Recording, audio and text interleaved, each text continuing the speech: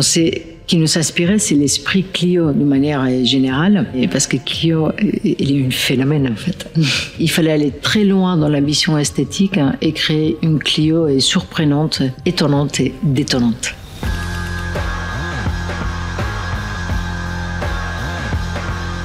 Je suis Paula Fabregat et je suis directrice et projet design de la marque Renault.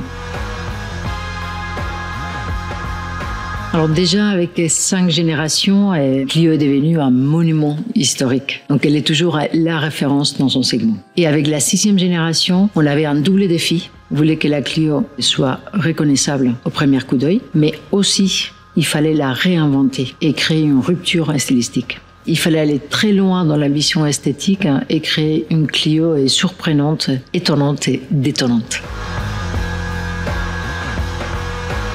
C'est un mélange des volumes très sensuels et très souples, avec des creux, des déliés, des galbes, des courbes. Ce langage s'inscrit parfaitement dans l'héritage de la marque Renault, une marque historiquement généreuse, empathique, je dirais même profondément humaniste. En parallèle, on trouvait essentiel de la projeter vers le futur avec une pureté des lignes qui lui donne toute sa modernité. Les contenus technologiques des Clio est très poussés. Il nous semblait essentiel de les traduire aussi par des détails très affûtés, ultra-tech finalement. On peut regarder les projecteurs à l'avant ou les feux à l'arrière qui sont traités avec beaucoup de soin et beaucoup de précision. Les résultats, c'est une Clio insolite et surtout remarquable.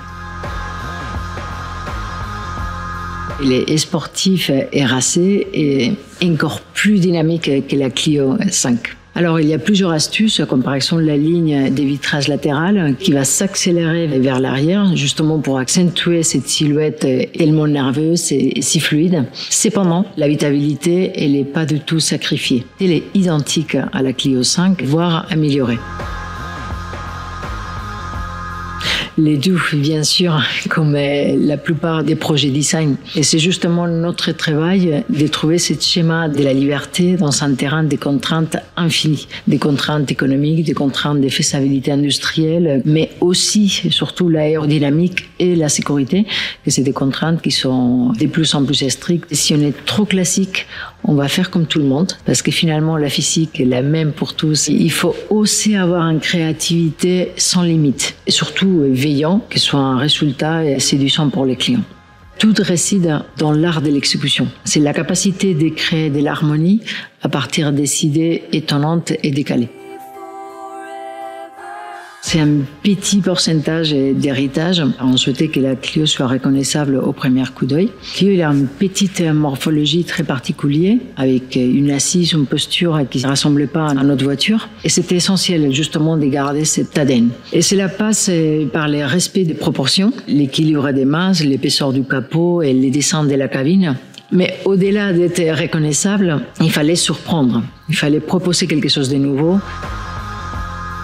Alors, le processus est basé sur la compétition créative. Tous les designers, ils plongent dans le même brief.